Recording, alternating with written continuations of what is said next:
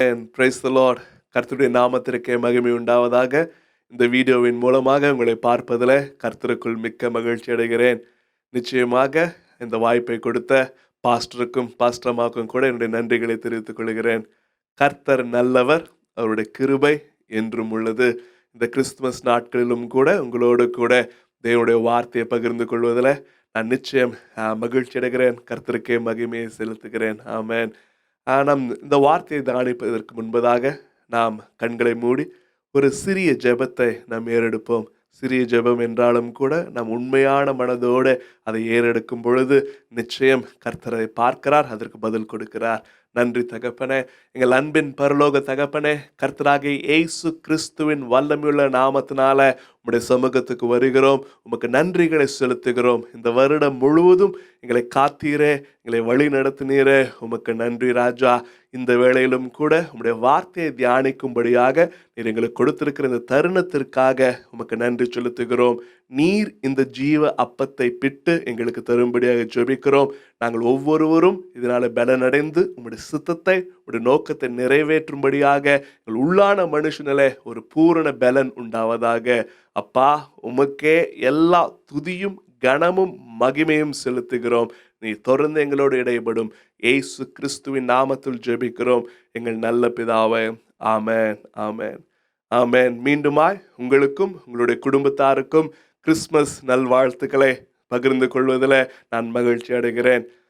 சிலர் சொல்லுவாங்க, இது கிறிஸ்மஸ் கொண்டாடுவது அவசியமா, இந்த நாளில் தான் இயேசு கிறிஸ்து பிறந்தாரா? அந்த கதையெல்லாம் ஒரு பக்கம் இருந்தாலும் நிச்சயம் ஒரு நாள் அவர் பிறந்தார். அது எந்த நாள் என்று நமக்கு திட்டவட்டமாக தெரியாவிடினும் இந்த நாளே எல்லா சபைகளும் ஒப்புக்கொண்டு இதை நம் கிறிஸ்துவின் பிறப்பை அனுசரிக்கிற ஒரு நாளாகவும், கிறிஸ்துவின் பிறப்பை மற்றவர்களுக்கு பகிர்ந்து கொடுக்கிற ஒரு காலமாகவும், மற்றவர்களுக்கு இந்த நற்செய்தியை சொல்லுகிற ஒரு காலமாகவும் இருப்பதனால் நான் கர்த்தருக்கு நன்றி செலுத்துகிறேன். இந்த வேளையிலும் கூட, இந்த கிறிஸ்துமஸ் நாட்களிலும் கூட ஒரு கிறிஸ்துமஸ் செய்தியை உங்களோட கூட பகிர்ந்து கொள்ளும்படியாக நான் கர்த்தருக்குள் வாஞ்சிக்கிறேன். ஒரு காரியத்தை கம்பேர் பண்ணுவதன் மூலமாக சில சத்தியங்களை நாம் தேவனுடைய வார்த்தையின் மூலமாக நாம் கற்றுக்கொள்ளலாம். கிறிஸ்துனுடைய பிறப்பும் அவருடைய மரிப்பும் அவருடைய வாழ்க்கையும் குறித்ததான சத்தியத்தை நாம் தியானித்து அதை நம்முடைய வாழ்க்கையோட கம்பேர் செய்து அவர் ஒப்பிட்டு பார்த்து நாம் சில சத்தியங்களை தேவனுடைய வார்த்தையின் மூலமாக கற்றுக்கொள்ளலாம். ஆக உங்களுடைய முழு கவனத்தையும் நான் கேட்டுக்கொள்கிறேன், வேண்டிக் கொள்கிறேன். நம் யாவரும் சேர்ந்து தேவனுடைய வார்த்தையை தியானிப்போம். பரிசுத்த ஆவியானவர் தாமே நம்மை சகல சத்தியத்திற்குள்ளும் வழி நடத்துகிறவர். அவர் தாமே இந்த சத்தியத்தை நமக்கு வெளிப்படுத்துவாராக. உங்களுடைய வேதாகம் இருக்கும் என்று சொன்னால் திருப்பிக் கொள்ளுங்கள். யோவான் எழுதின சுவிசேஷம் 1 அதிகாரம் முதல் 5 வசனங்கள். யோவான் 1:1 முதல் 5 வரை. ஆதியிலே வார்த்தை இருந்தது, அந்த வார்த்தை தேவனிடத்தில் இருந்தது, அந்த வார்த்தை தேவனாயிருந்தது. அவர் ஆதியிலே தேவனோடு இருந்தார். சகலமும் அவர் மூலமாய் உண்டாயிற்று, உண்டானதொன்றும் அவராலே அல்லாமல் உண்டாகவில்லை. அவருக்குள் ஜீவன் இருந்தது, அந்த ஜீவன் மனுஷருக்கு ஒளியாயிருந்தது. அந்த ஒளி இருளிலே பிரகாசிக்கிறது, இருளானது அதை பற்றி கொள்ளவில்லை. நாம் வாசித்தபடியே ஆதியிலே வார்த்தை இருந்தது. கிறிஸ்துனுடைய பிறப்பை நாம் அனுசரிக்கிற இந்த நாட்களில் நம் யாவருக்கும் தெரிந்த ஒரு காரியமாக இருந்தாலும் நிச்சயம் நினைப்பூட்டப்பட வேண்டிய ஒரு காரியம், அவருடைய துவக்கம் கிறிஸ்துமஸ் தினத்தின் அன்று கிடையாது. அவர் அனாதி தேவன் என்று சொன்னால் காலங்கள் உருவாகும் முன்பே, சமயங்கள் உருவாகும் முன்பே, நேரம் உருவாகும் முன்பே அவர் இருந்தார். அவர்தான் ஆதியும் அந்தமுமானவர், அவர்தான் ஆல்பாவும் ஒமேகாவுமானவர். அவர் இந்த காலத்திற்கு அப்பாற்பட்டவர், நேரத்திற்கு அப்பாற்பட்டவர். ஃப்ரம் இட்டர்னிட்டி டு இட்டர்னிட்டி, அனாதியாய் அவர் தேவன் இருக்கிறார். இயேசு கிறிஸ்து இருக்கிறார். அவருக்கு துவக்கமும் இல்லை, அவருக்கு முடிவும் இல்லை. கிறிஸ்துமஸ் தினத்தன்று அந்த வார்த்தை, ஆதி திரு வார்த்தை அவர் மாம்சமானாரே ஒழிய அவருடைய துவக்கம் கிறிஸ்துமஸ் தினத்தின் அன்று கிடையாது.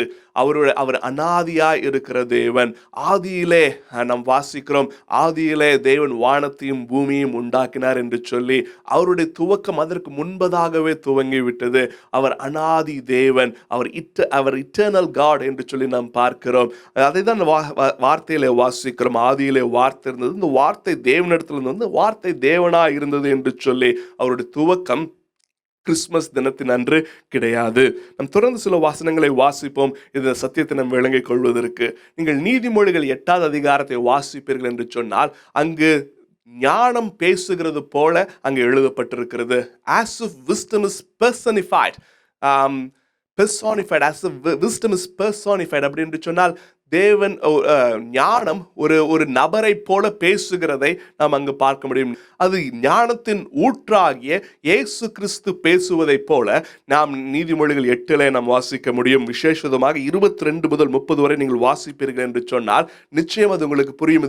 இது இயேசு கிறிஸ்து தன்னுடைய வாயினாலே தன்னை குறித்து பேசுகிறார். உதாரணத்திற்கு அதிகாலையிலே என்னை தேடுகிறவன் என்னை கண்டடைகிறான் என்கின்ற வார்த்தை ஞானம் பேசுவது போல் இருந்தாலும் அது ஞானத்தின் ஊற்றாக இயேசு கிறிஸ்து பேசுவதை நம்மால் தெளிவாக புரிந்து கொள்ள முடியும். நான் 2 வசனங்களை மாத்திரம் உங்களுக்காக வாசிக்கட்டும். நீதிமொழிகள் 8:29-30.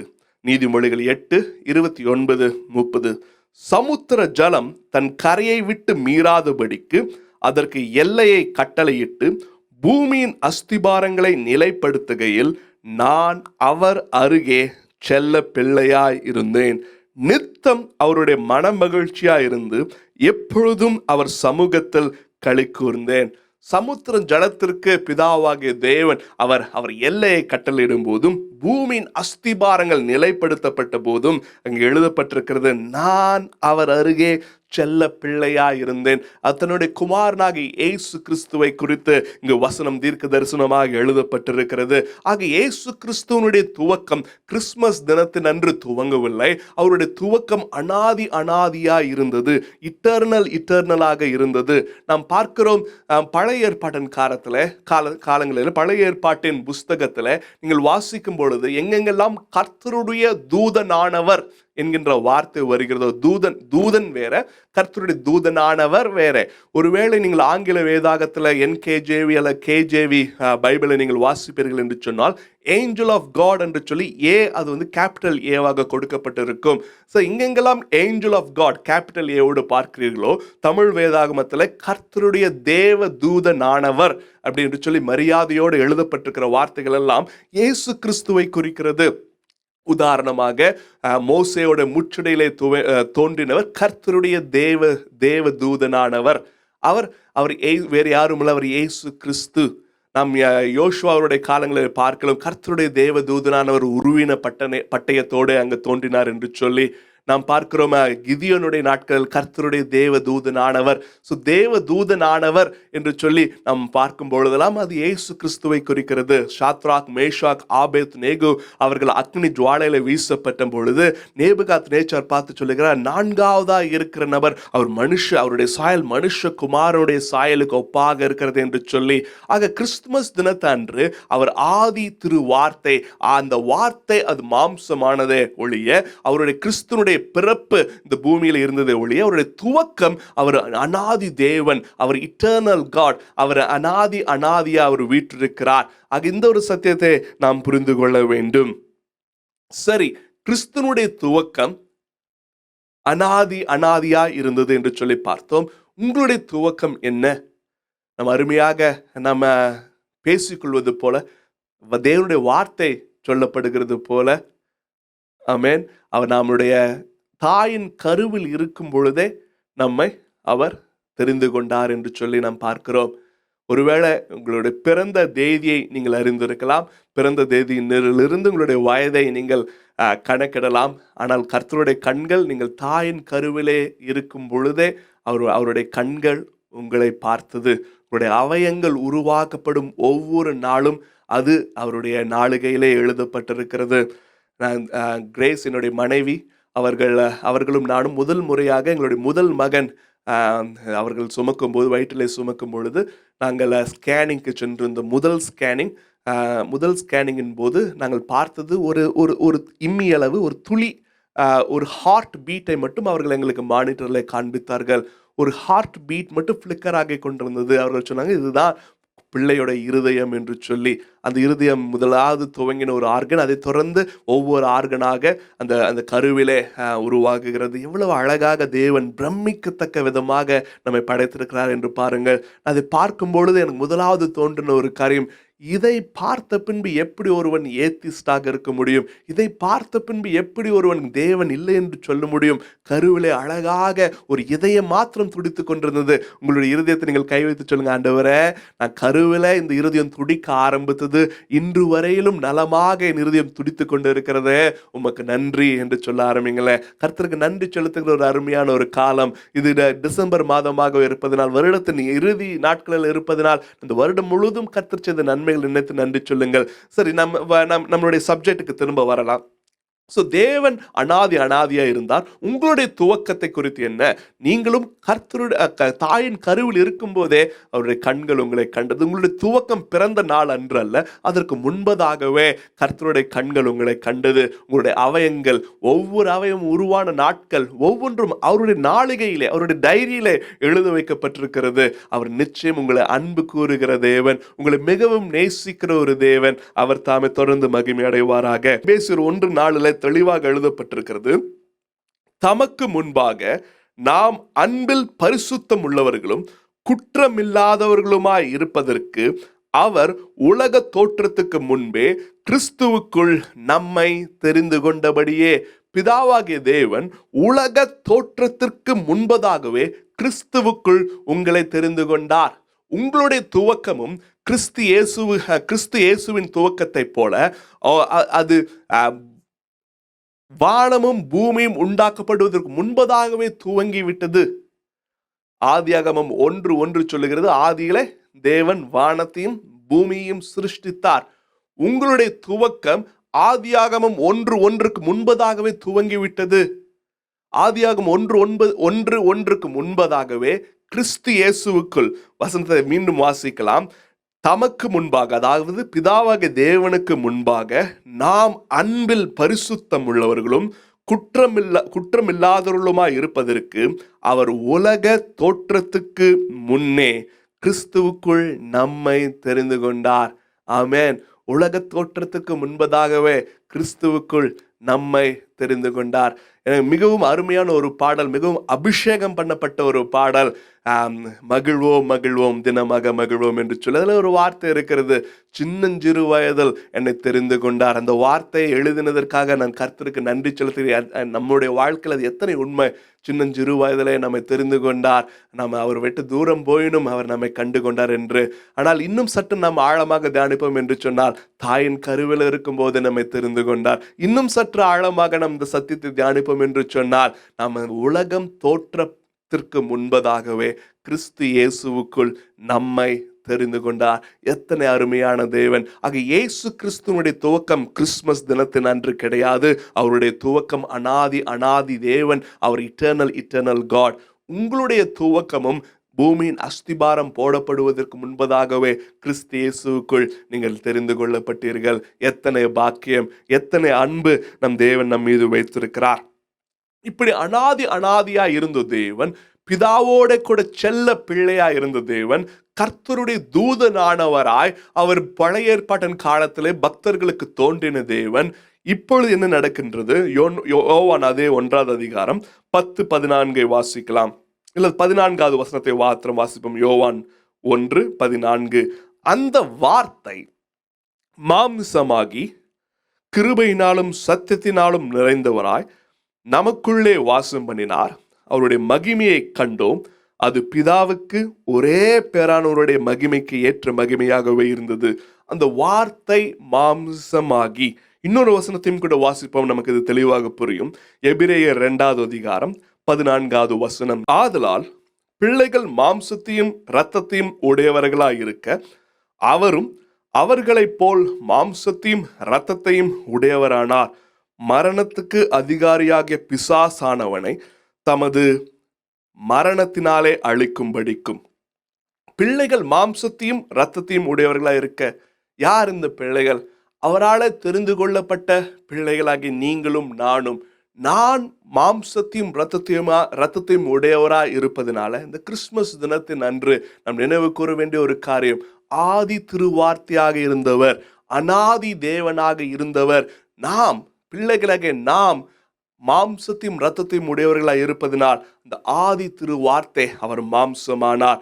பிள்ளைகள் மாம்சத்தையும் ரத்தத்தையும் உடையவர்களாய் இருக்க அவரும் அவர்களைப் போல, இன்னும் சற்று அதை நம்ம பர்சனலைஸ் பண்ணி படிக்க வேண்டும் என்று சொன்னால், நாமும் அவரும் ரத்தத்தையும் மாம்சத்தையும் உடையவர்களானோம்.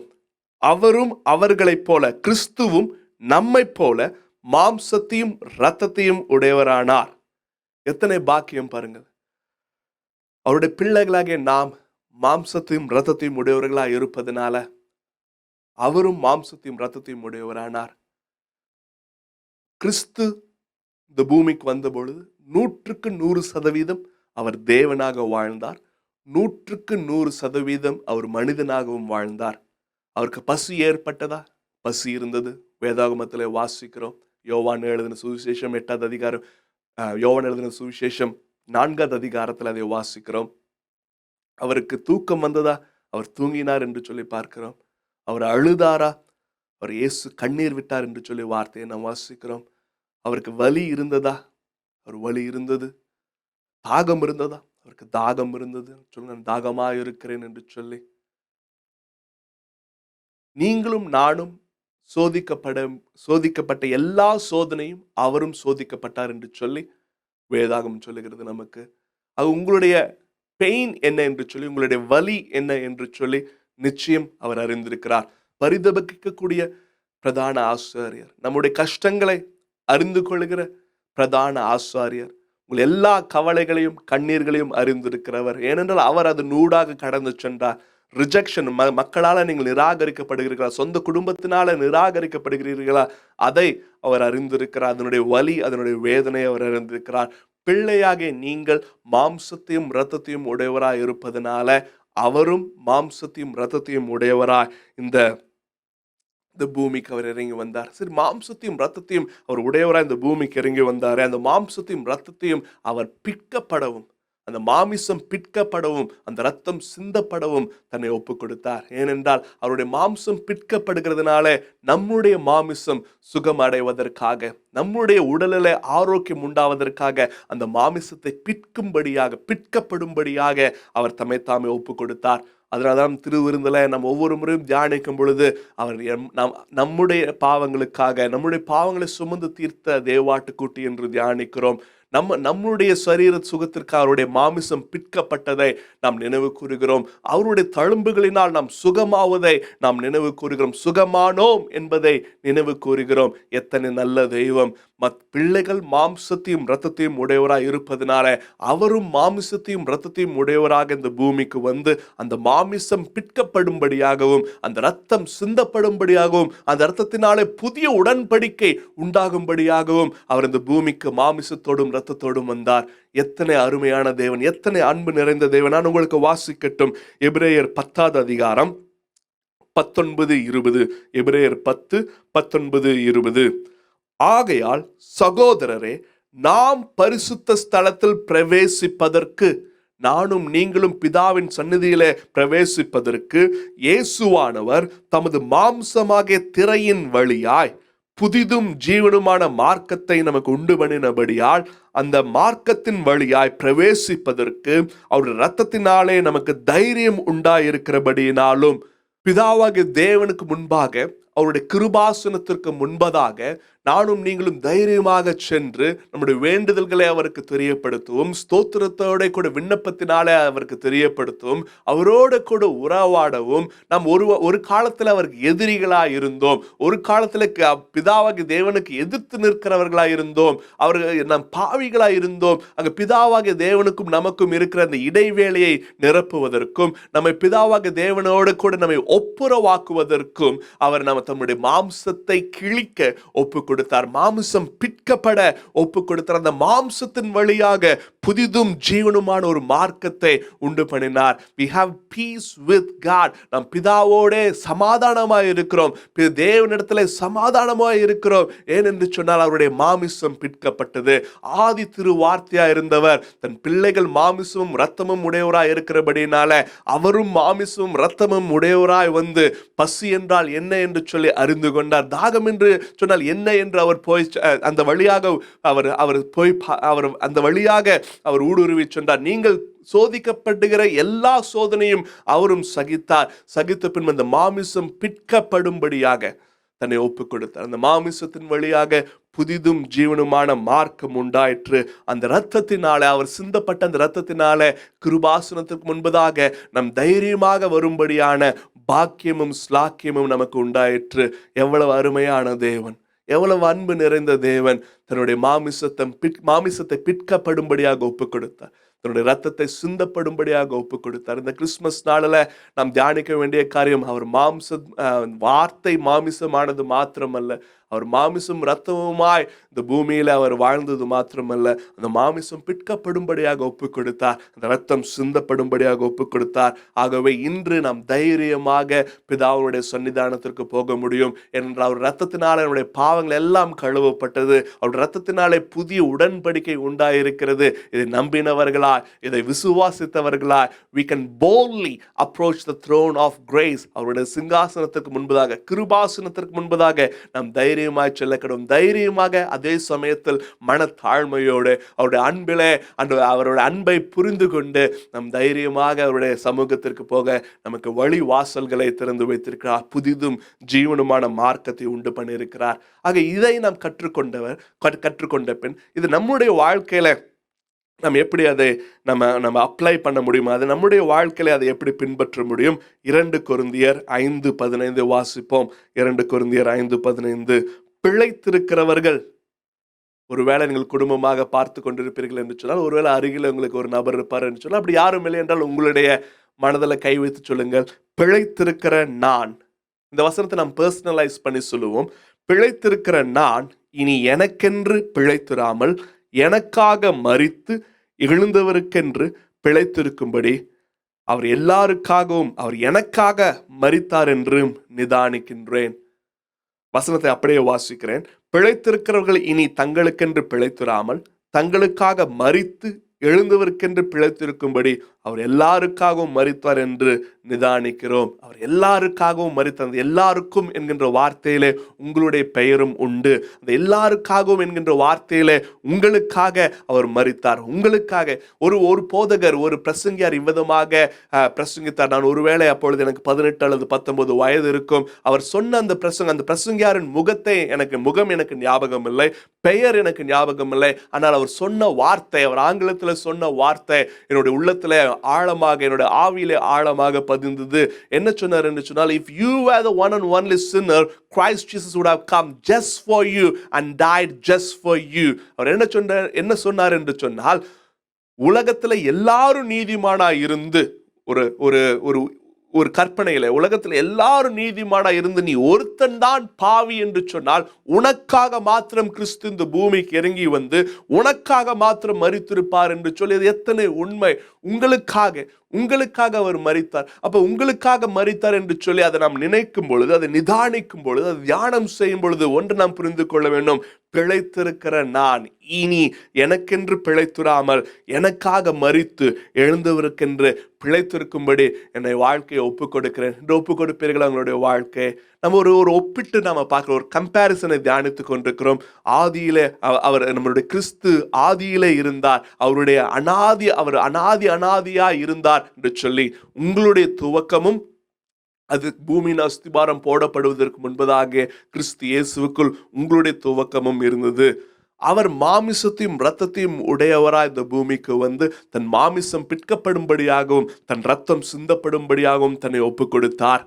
அப்போ நாமும் பார்க்கிறோம், இனி பிழைத்திருக்கிற நான் நான் எனக்கென்று பிழைத்திராமல் இந்த மாம்சத்துல பிழைத்திருக்கிற நான், இந்த மாம்சத்தோடும் இரத்தத்தோடும் பிழைத்திருக்கிற நான் இனி எனக்கென்று பிழைத்திராமல் எனக்காக மரித்து எனக்காக உயிர்த்த கிறிஸ்துவுக்கென்று நான் வாழ்வேன் என்று சொல்லி நீங்கள் ஒப்புக் கொடுக்க இந்த சத்தியம் உங்களை உற்சாகப்படுத்தட்டும். நாம் தொடர்ந்து தியானிப்போம்.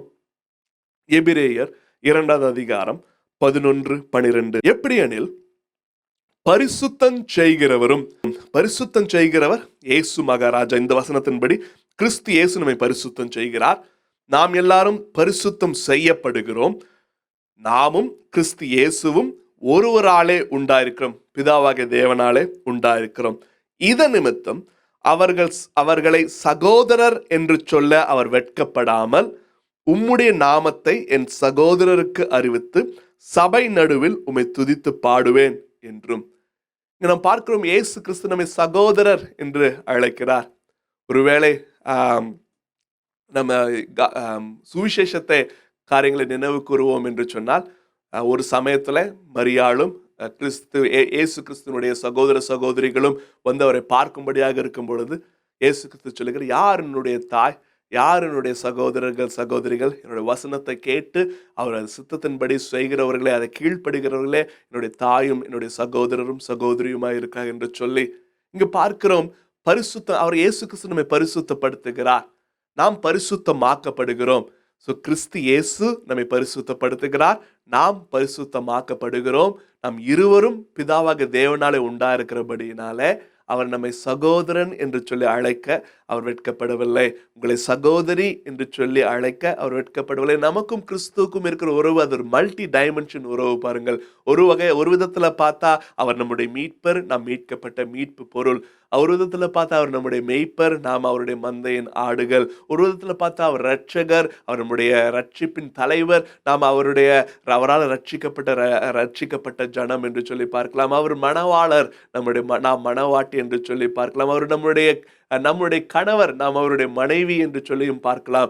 நாம் அவருக்காக நியமிக்கப்பட்டவர், அவருக்காக என்கேஜ்மெண்ட் பண்ணப்பட்டவர் என்று சொல்லி நிச்சயம் பண்ணப்பட்டவர் என்று சொல்லியும் பார்க்கலாம். ஸோ இப்படி அநேக மல்டி டைமென்ஷனில் நாம் பார்க்கலாம். அவர் நம்மளுடைய சபைக்கு தலைவராக இருக்கிறார், சபைக்கு மணவாட்டியாக இருக்கிறார், சபைக்கு மணவாளனாக இருக்கிறார். இவைகளெல்லாம் பார்க்கிறோம். ஆனால் ஒரு விதத்தில் பார்க்கும் பொழுது அவர் நம்முடைய சகோதரனும் கூட. அவர் நம்முடைய சகோதரன், நமக்காக நம்மை பரிசுத்தமாக்குகிற நம்முடைய சகோதரன். அவர் நம்ம பாருங்களேன், நம்மளை கீழே பார்க்கல. பாருங்களேன், நம்ம ஓகே என்னுடைய தரத்துக்கு கீழே அப்படின்னு சொல்லி எபேசியரை நாம் வாசிக்கிறோம். பாவத்திலும் அக்கிரமங்களிலும் மரித்து கிடந்த நம்ம பிதாவாகிய தேவன் கிறிஸ்துவோடு கூட நம்ம உயிரோடு எழுப்பி அவரோடு கூட நம்ம உன்னதங்களை நம்ம உட்கார வைத்திருக்கிறார். யாருங்க இப்படி பாப்பா நம்மளை? ஒருவேளை உலகத்தின் மக்கள் உயரும் பொழுது மற்றவர்களை கீழே தான் பார்க்கிறார்கள். மற்றவர்களை தங்களுக்கு கீழே பார்ப்பதில் அவர்களுக்கு ஒரு அல்ப சந்தோஷம்னு சொல்லலாம். அவர்களுக்கு எனக்கு கீழே இவங்க வந்துட்டாங்கப்பா, நான் அவங்களுக்கு மேலே போயிட்டேன். ஆனால் கிறிஸ்து பாருங்க, அவர் தம்மோடு கூட நம்மை உன்னதங்களை உட்கார வைத்திருக்கிறார். பரிசுத்தம் பண்ணுகிறவர் அவர், பரிசுத்தமாக்கப்படுகிறவர்கள் நாம் இருவரும் பிதாவாக தேவனால் உண்டா இருக்கிறபடினாலே நம்மை சகோதரன் என்று சொல்லி அழைக்கிறார். நம்முடைய அண்ணா என்று சொல்லி கூட நம்ம சொல்லலாம். ஆமென். நம்மளுடைய இயேசு அண்ணா என்று கூட நம்ம சொல்லலாம். அதில் தவறு இல்லை. நம்மை சகோதரராக, நம்மை சகோதரியாக பார்க்கிறார். பிதாவாகிய தேவனுக்கு நம்முடைய பிள்ளைகளாக, அவர் ஒரே பேரான குமாரன், நாம் அவரால் மறுபிறப்பு அடைந்த பிள்ளைகள். ஸோ நம்மை சகோதரனே என்று சொல்லி அழைக்கிற தேவன், அன்பு நிறைந்த தேவன். நாம் அதை தான் பார்க்கிறோம். அவர் வெட்கப்படாமல் உம்முடைய நாமத்தை என் சகோதரருக்கு அறிவித்து என்று சொல்லி. இதன் மூலமாக நம்முடைய வாழ்க்கை இதில் எப்படி கம்பேர் பண்ணலாம் என்று சொன்னால், 1 யோவான் 5:1 நாம் வாசிக்கலாம். 1 யோவான் 5:1, இயேசுவானவரே கிறிஸ்து என்று விசுவாசிக்கிற எவனும் தேவனால் பிறந்திருக்கிறான். ஆமென். பிறப்பித்தவரிடத்தில் அன்பு கூறுகிற எவனும் அவரால் பிறப்பிக்கப்பட்டவனிடத்திலும் அன்பு கூறுகிறான். நீங்களும் நானும் மறுபிறப்பு அடைந்தவர்கள் என்று சொன்னால், ஜலத்தினாலும் ஆவியினாலும் மறுபிறப்பு அடைந்து ரட்சிக்கப்பட்டவர்கள் என்று சொன்னால், அப்படி ரட்சிக்கப்பட்ட மற்ற சகோதரர்கள் சகோதரி இடத்துல நம்ம அன்பு கூறுவது எவ்வளவு நலமான காரியம். அன்பு கூற வேண்டியது எவ்வளவு அவசியமான காரியம். நாம் சொல்லுகிறோம், பிதாவாகிய தேவனால் இயேசு கிறிஸ்துனால் பரிசுத்தமாக்கப்படுகிறேன், நான் மறுபிறப்பு நான் அடைந்திருக்கிறேன், நான் பிதாவாகிய தேவனோடு ஒப்புரவாகிவிட்டேன், அவருடைய கிருபாசனத்திற்கு முன்பதாக நான் தைரியமாக சொல்லுகிறேன், அவர் அப்பா பிதாவே என்று துதிக்கிறேன், ஆராதிக்கிறேன். நல்லது. அப்படி அவரை அப்பா பிதாவே என்று துதிக்கிற ஆராதிக்கிற மற்ற சகோதரர்களும் உண்டே, மற்ற சகோதரிகளும் உண்டே. அவர்களிடத்துல நாம் அன்பு கூறுகிறோமா என்று சொல்லி நாம் தியானிப்பது, நம்மை நிதானிப்பது மிகுந்த அவசியம். ஒருவேளை அவர்களுக்கு நமக்கு ஒரு மனக்கசப்பு உண்டாயிருக்கலாம். நான் சொல்லுகிறேன், தேவ வேதத்தின் அடிப்படையில கிறிஸ்து உங்களுக்கு மன்னித்தது போல நீங்களும் அவர்களை ஏன் மன்னிக்க கூடாது? கிறிஸ்து உங்களை ஏற்றுக்கொண்டது போல நீங்களும் அவர்களை ஏன் ஏற்றுக்கொள்ள கூடாது? இந்த கிறிஸ்மஸ் தினத்துல நீங்கள் ஒருவேளை வெயிட் பண்ணிட்டு இருக்கலாம். ஓகே பிரதர், நீங்க சொல்றது நல்லதுதான், என் வாழ்க்கையில் அப்படி சில நபர்கள் இருக்கிறார்கள், நான் ஒப்புரவாகி விடுகிறேன், எனக்கு நிச்சயம் தெரியும் அவர்களும் கிறிஸ்துவனுடைய பிள்ளைகள் என்று சொல்லி, நானும் கிறிஸ்துவனுடைய பிள்ளை, இயேசு கிறிஸ்து என்ன சகோதரன் என்று அழைக்கும் போது நான் என்னுடைய சகோதரனை, நான் மற்ற சபை நண்பனை, சபையில் வருகிற சகோதரர்களை நான் நிச்சயமாக நான் சகோதரன் என்று அழைப்பேன். நான் நிச்சயமாக அவனை என்னை ஒரு சகோதரனை போல பாவித்து நான் பழகுவேன், சகோதரியை போல பாவித்து பழகுவேன். சின்ன சின்ன காரியங்கள், சின்ன சின்ன கசப்புகளை, அந்த மாறாவின் கசப்பெல்லாம் மதுரமாக இயேசு கிறிஸ்துவின் சிலுவையின் மரம் அதை மதுரமாக மாற்றட்டும், நான் அவரோட போட ஒப்புரவாகிக்கிறேன்னு சொல்லி நீங்கள் சொல்வீர்கள் என்று சொன்னால் ஆவியானவர் தாமே உங்களை நடத்துவாராக. ஒரு போனை எடுங்க, நீங்க பேசுங்க, உங்களுக்கு சொல்லுங்க, கிறிஸ்மஸ் தினத்தின் அன்று நான் உனக்கு வாழ்த்து சொல்லலான் இருந்தேன், ஆனா இப்பயே வாழ்த்து சொல்றேன், கிறிஸ்மஸ் தின வாழ்த்துக்கள் நீங்க சொல்லுங்க. நீங்க மீண்டும் மனம் விட்டு பேசுங்க, மனம் விட்டு சிரிங்க, மனம் விட்டு கர்த்தரை ஆராதிங்க, கர்த்தர் அதுல மகிமைப்படுவார். அவர் சொல்லுவார், என்னுடைய பிள்ளைகள் ஒருவரோடு ஒருவர் அன்பு கூறுகிறார்கள் என்று சொல்லி. இதிலும் நீங்க பவுலுடைய பீலமோனுக்கு அவர் எழுதின அந்த நிருபத்தை நீங்க பார்க்கும் பொழுது, அவர் ஓனேசிமை குறித்து அவர் எழுதுகிறார். அவன் என் சகோதரன்.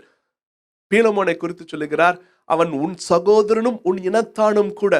ஸோ பவுல் யூதர் பாருங்க, ஓனேசிமஸ், பீலமோன் இவர்கள் புறஜாதிகளாக இருந்தார்கள், யூதருக்கு வெளியே இருந்தார்கள். அப்ப பவுல் சொல்றார், இவன் யூதனாக இல்லைனாலும் நான் கிறிஸ்துக்குள்ள இவனை பெற்றெடுத்தேன், கிறிஸ்துனுடைய பிள்ளை, அப்ப என்னுடைய சகோதரன். அப்படின்னா பீலமோன், அவன் உனக்கு உன் இனத்தானும் கூட உன் சகோதரனும் கூட, நீ டபுள் மடங்கு அவன் இடத்துல அன்பு கூற வேண்டும் அல்லவா? அப்படி நீங்க சொல்லி பாருங்க, சபையில சுத்தி பாருங்க, அவர்கள் உங்கள் இனத்தாரும் கூட உங்கள் சகோதரரும் கூட நீங்க அதிகமா ஒரு இடத்துல அன்பு கூறணும் இல்லையா? அதான் தேவனுடைய வார்த்தை அழகா 1 யோவான் 3:16 அவர் தம்முடைய ஜீவனை நமக்காக கொடுத்ததினாலே அன்பு இன்னதென்று அறிந்திருக்கிறோம், நாமும் சகோதரருக்காக ஜீவனை கொடுக்க கடனாளிகளாய் இருக்கிறோம். 1 யோவான் 3:16 வாசிக்கிறோம், அவர் தம்முடைய ஜீவனை நமக்காக கொடுத்ததினாலே அன்பு இன்னதென்று அறிந்திருக்கிறோம், நாமும் சகோதரருக்காக ஜீவனை கொடுக்க கடனாளியா இருக்கிறோம். யாரையும் அப்போ உங்களுக்கு ஜீவனை கொடுத்துருங்க அப்படின்னு சொல்லி நான் சொல்லலை. ஆனா அந்த கம்ஃபர்ட்ல இருந்து நீங்க வெளியில வரலாம். ஃபார் எக்ஸாம்பிள், உங்களுடைய பிஸி ஸ்கெடியூலுக்கு மத்தியில தாண்டி அவர்களுக்கு நீங்க உங்களுடைய உதவிகளை செய்யலாம். ஒருவேளை உங்களுக்கு, எனக்கே நிறைய வேலை இருக்கு பிரதர், எனக்கே எங்க பிரதர் ஃபோன் பண்றதுல என்ன நேரம், அதுதான் ஆண்டவர் சொல்றார், கிறிஸ்து நமக்காக ஜீவனை கொடுத்தது போல நீங்க ஜீவனை கொடுக்க கடனாளியா இருக்கிறீங்க. ஜீவன்ற ஒரு நேரத்தையாவது நம்ம கொடுக்க நம்ம கடனாளியா இருக்கிறோம். ஒரு ஃபோன் கால் பண்ணி, எப்படி இருக்கிறீங்க பிரதர், நான் அன்னைக்கு உங்ககிட்ட தப்பா பேசுனது தான், மன்னிச்சிடுங்க, நம்ம தொடர்ந்து நாம் ஆண்டவரை சேவிப்போம், நம்ம சேர்ந்து கிறிஸ்துமஸ் செய்தியை நாம் ஜனங்களுக்கு அறிவிப்போம் அப்படி சொல்லி நீங்க பேசுங்க. அவர் நமக்காக ஜீவனை கொடுத்தார் அல்லவா? நாமும் சகோதரருக்காக ஜீவனை கொடுக்க கடனாளியா இருக்கிறோம். இந்த கம்பேரிசனை நான் மீண்டும் உங்களுக்காக சொல்லுகிறேன். அவர் ஆதியிலே இருந்தார், உங்களுடைய துவக்கமும் பூமியின் அஸ்திபாரம் போடப்படுவதற்கு முன்பதாகவே கிறிஸ்து இயேசுக்குள் நீங்கள் தெரிந்து கொள்ளப்பட்டீர்கள். அவர் மாமிசத்தையும் இரத்தத்தையும் உடையவராய் இந்த பூமிக்கு இறங்கி வந்தார்.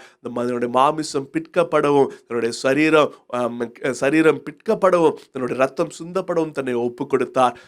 அவருக்காக, உங்களுக்காக மரித்த அவருக்கென்று இனி நீங்கள் பிழைத்திருக்கும்படி உங்களுடைய வாழ்க்கையை ஒப்புக் கொடுங்கள். இங்கு பார்க்கிறோம், கிறிஸ்து நம்மை சகோதரன் என்று சொல்றதுக்கு அவர் வெட்கப்படலை. நம்முடைய சகோதரன் என்று சொன்னார். நம்ம ஈக்குவலாக உட்கார வைத்திருக்கிற உன்னதங்களில், அப்ப நாம நம்முடைய சகோதரர்கள் இடத்துல எவ்வளவாய் அன்பு கூற வேண்டும். நாம் கிறிஸ்துவர்கள் இடத்துல, கிறிஸ்துனால மறுபிறப்பு அடைந்த மற்ற கிறிஸ்துவர்கள் இடத்துல எவ்வளவாய் அன்பு கூற வேண்டும். சில கசப்புகளை எல்லாம் நீக்கி விடுங்கள். இந்த பண்டிகை நாட்களில் எல்லா புளித்த மாவையும் நீக்கி விடுங்கள். புளித்த மாவு இல்லாமல் இந்த பண்டிகையை நீங்கள் ஆசரிக்க கடவீர்களாக. கடைசியாக ஒரு கம்பாரிசனை மாத்திரம் உங்களுக்கு முன்பாக வைத்து நாம் ஜெபிக்கலாம். எபிரேயர் 10வது அதிகாரம் 5 முதல் 7 வரை. எபிரேயர் 10, 5 முதல் 7 வரை. ஆகையால் அவர் உலகத்தில் பிரவேசிக்கும் போது, இந்த கிறிஸ்துமஸ் தினத்தின் பிரவேசிக்கும் போது, பலியையும் காணிக்கையும் நீர் விரும்பவில்லை, ஒரு சரீரத்தை எனக்கு ஆயத்த பண்ணினீர். சர்வாங்க தகன பலிகளும் பாவ நிவாரண பலிகளும் உமக்கு பிரியமானதல்ல என்றீர். அப்பொழுது நான், தேவனே, உம்முடைய சித்தத்தின்படி செய்ய இதோ வருகிறேன். புஸ்தக சுருளில் என்னை குறித்து எழுதியிருக்கிறது என்று சொன்னேன் என்றார். தேவனே, உம்முடைய சித்தத்தின்படி செய்ய இதோ வருகிறேன். அனாதியா இருந்த தேவன் அவருக்கென்று ஒரு மாமிசமும் சரீரமும் அவருக்கு உண்டாக்கப்படும்படியாக அவர் உண்டாக்கப்பட்டிருக்கிறது. அவர் கிறிஸ்துமஸ் தினத்தன்று இந்த உலகத்திற்கு வருகிறார். வரும்போது அவர் சொல்லுகிற காரியம், இதோ வருகிறேன், புஸ்தக சுருளில் என்னை குறித்து எழுதியிருக்கிறது என்று சொன்னார். நீங்கள் சுவிசேஷத்தை வாசிக்கும் பொழுது அநேக முறை நீங்கள் வாசிப்பீர்கள், இப்படி எழுதப்பட்டது நிறைவேறும்படி இப்படி ஆயிற்று. உதாரணத்திற்காக, அவர் கழுதையின் மீது ஏறி எருசலேம் நகருக்கு வரும் பொழுது தீர்க்கதரிசினால் உரைக்கப்பட்டது நிறைவேறும்படி இப்படி ஆயிற்று என்று சொல்லி சாஸ்திரிகள் வந்து ஏரோது ராஜா இடத்துல கேட்கிறார்கள், அவர் எங்கே பிறப்பார் என்று சொல்லி. அவர் ஏரோது ராஜா வேத பாரகர்களை கேட்கும் பொழுது அவர்கள் சொல்லுகிறார்கள், யூதேயாவில் உள்ள பெத்லகேமே, நீ சிறிய ஒரு நகரம் இல்லை, உன்னிடத்திலிருந்து இஸ்ரவேலை ஆள போகிற பிரபு, இஸ்ரவேலை மேய்க்க போகிற பிரபு அவர் வருவார், மேய்ப்பர் வருவார் என்று சொல்லி நாங்கள் வாசிக்கிறோம். அப்ப எல்லாவற்றையும் குறித்து ஒரு தேவன் இயேசு கிறிஸ்துவினுடைய வாழ்க்கை குறித்து ஒரு திட்டம், பிறப்பு முதல் இறப்பு வரை ஒரு திட்டம் வைத்திருக்கிறார். அப்ப இயேசு கிறிஸ்து சொல்லுங்க, இதோ வருகிறேன், புஸ்தக சுருளில் என்னை குறித்து எழுதியிருக்கிறது, புஸ்தக சுருளில் என்னை குறித்து எழுதியிருக்கிறது என்று சொன்னேன் என்றார். நான் சொல்லுகிறேன், இயேசு கிறிஸ்துவினுடைய வாழ்க்கை மாத்திரமல்ல, உங்களுடைய வாழ்க்கையிலும் பிதாவாகிய தேவன் ஒரு திட்டத்தை வைத்திருக்கிறார். புஸ்தக சுருளிலே உங்களுடைய வாழ்க்கையில அவர் அழகாக ஒரு திட்டத்தை வைத்திருக்கிறார். நீங்கள் எங்கு வசிக்க வேண்டும் என்று சொல்லி உங்களுடைய பூர்வ எல்லை குறிகளை கூட அவர் குறித்து வைத்திருக்கிறார். இந்த நாளில இந்த காரியத்துல இந்த வீட்டிலே இவர்கள் தங்கியிருக்க வேண்டும், இந்த நாளில இங்கு இவர்களுக்கு திருமணம் நடக்க வேண்டும், இங்கு இவர்கள் இருவரும் சேர்ந்து என்னை சேவிக்க வேண்டும், இவர்கள் இருவரும் சேர்ந்து தேவனுடைய சுவிசேஷத்தை அறிவிக்க வேண்டும் என்று சொல்லி உங்களை குறித்து தேவன் அழகாக ஒரு திட்டத்தை எழுதி வைத்திருக்கிறார். எனக்கு 2 சாய்ஸ் இருக்கிறது. இப்பொழுது என்னுடைய திட்டத்தை, என்னுடைய நினைவின்படி, என்னுடைய பிளானின்படி என்னுடைய வாழ்க்கையை வாழலாம். அல்லது ஒரு மேலான ஒரு பாக்கியம், ஆண்டவரே இதோ வருகிறேன், புஸ்தக சுருளில நீர் என்னை குறித்து என்ன எழுதி வைத்திருக்கிறோ அதை நிறைவேற்றும்படியாக நீ ஒப்பு கொடுக்கிறேன் என்று சொல்லி ஒரு ஒப்பு கொடுக்கப்பட்ட வாழ்க்கை. என் சித்தம் அல்ல அப்பா, உம்முடைய சித்தம் என்னுடைய வாழ்க்கையில நிறைவேறட்டும், என்னுடைய விருப்பம் அல்ல ராஜா, உம்முடைய விருப்பம் என்னுடைய வாழ்க்கையில நிறைவேறட்டும் என்று சொல்லி ஒரு ஒப்பு கொடுக்கப்பட்ட ஒரு வாழ்க்கை நாம் வாழ்வோம். ஆமென். கர்த்தர் தாமே நம்மை ஆசீர்வதிப்பாராக. நான் எரேமியா தீர்க்க தரிசன புஸ்தகம் 29:11, நீங்கள் எதிர்பார்த்திருக்கும் முடிவை உங்களுக்கு கொடுக்கும்படி நான் உங்கள் பேரில் நினைத்திருக்கிற நினைவுகளை அறிவேன். நினைவுகளை, உங்கள் பேரில் நினைத்திருக்கிற நினைவுகள். அநேக ஆங்கில வேதாகமத்தில் அந்த நினைவுகள் என்கின்ற வார்த்தை plans. I have plans to prosper you. Plans, உங்களுக்கென்று தேவன் திட்டங்களை வைத்திருக்கிறார். உங்களுக்கென்று விசேஷமாக எப்படி கிறிஸ்துவனுடைய பிறப்பு முதல் இறப்பு வரை மீட்பின் திட்டத்தை அவர் புஸ்தக சுருளிலே எழுதி வைத்திருக்கிறாரோ, அதுபோல் உங்களுடைய வாழ்க்கை குறித்து ஒரு அழகான ஒரு திட்டத்தை, பூமிக்கு வானம் எவ்வளவு உயரமாக இருக்கிறதோ அவ்வளவு உயரமான எண்ணங்களை, நினைவுகளை உங்கள் பேரில் கொண்டிருக்கிறார். அந்த திட்டங்கள் அவர் நேர்த்தியான திட்டங்கள். ஒருவேளை உங்களுக்கு அது ஒரு அவர் இயேசு மகாராஜா அவர் தன்னுடைய சீஷர்களின் பாதங்களை கழுவும் போது பேதுரு இடத்துல சொல்லுகிறார், இப்பொழுது இதை நீ அறியாய், இனி நீ அதை அறிந்து கொள்வாய் என்று சொல்லி, இனி வரும் காலங்களில் இதை அறிந்து கொள்வாய் என்று சொல்லி அதே போல அவருடைய திட்டங்களை முழுமையாக உங்களால் அறிந்து கொள்ள முடியாமல் இருக்கலாம். ஆனால் ஒப்பு கொடுங்கள், ஆண்டவரே என்னுடைய வாழ்க்கையில நான் முழுவதுமாக உங்களுடைய திட்டத்தை என்னால் அறிந்து கொள்ள முடியவில்லை என்று சொன்னாலும் நான் நிச்சயம் அறிந்திருக்கிறேன், எனக்கென்று ஒரு அழகிய திட்டத்தை நீர் வைத்திருக்கு, அந்த சித்தத்திற்கு என்னை ஒப்பு கொடுக்கிறேன். ஒருவேளை திருமணத்திற்காக நீங்கள் காத்திருப்பீர்கள் என்று சொன்னால் உங்களுடைய நினைவுகளை நீங்கள் தள்ளி வைத்து விடுங்கள். நீங்கள் ஜெபிக்க வேண்டியதெல்லாம், ஆண்டவரே என்னுடைய நினைவுகள் அல்ல, என்னுடைய பெற்றோர்களின் நினைவுகளும் அல்ல, நீர் எனக்காக முன்குறிக்கப்பட்ட, ஒருவேளை திருமணத்திற்காக காத்திருக்கிற சகோதரிகள் இப்படி ஜெபிக்கலாம், நீர் முன்குறித்த மணவாளன் இடத்துல என்னை அழைத்து செல்லுங்கள், என்னுடைய சித்தம் இல்லை உம்முடைய சித்தம் நிறைவேறட்டும். ஒருவேளை திருமணத்துக்காக காத்திருக்கிற சகோதரர்கள் இவ்விதமா நீங்கள் ஜெபிக்கலாம், ஆண்டவரே நீர் முன்குறித்த நாளில் நீர் முன்குறித்த மனைவியை நீர் என்னிடத்துல அழைத்து வாரும் என்று சொல்லி, என்னுடைய சித்தம் இல்லப்பா உம்முடைய பரிபூர்ண சித்தம் எங்கள் திருமணத்துல நிறைவேறுவதாக. திருமணமான பின்பும் ஆண்டவர் எங்களுடைய விருப்பம் அல்ல, நாங்கள் தங்கி இருக்கும்படி பூர்வ எல்லை குறிகளை குறித்தவர் நீர், எங்களுக்கென்று விசேஷித்த திட்டத்தை வைத்திருக்கிறவர் நீர், உம்முடைய சித்தத்திற்கு எங்களை ஒப்புக் கொடுக்கிறோம். நிச்சயம் சொல்லுவேன் உங்களுடைய வாழ்க்கை ஆசீர்வாதமாக இருக்கும். ஏனென்று சொன்னால் நீங்கள் உங்களுடைய நினைவுகளில் வாழல, உங்களுடைய பிளான்ஸ்ல வாழல.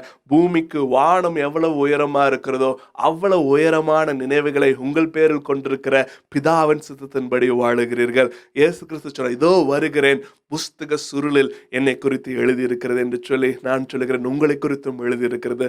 கடைசியாக ஒரு கம்பேரிசனை பார்த்து கடைசியாக நம்ம ஒரு சம்மரியை பார்த்து நாம் ஜெபிப்போம். அவர் ஆதியில இருந்த தேவன், அனாதியா இருந்த தேவன், நீங்களும் உங்களுடைய துவக்கமும் கிறிஸ்து இயேசுவுக்குள் பூமியின் அஸ்திபாரம் போடப்படுவதற்கு முன்பதாகவே துவங்கிவிட்டது.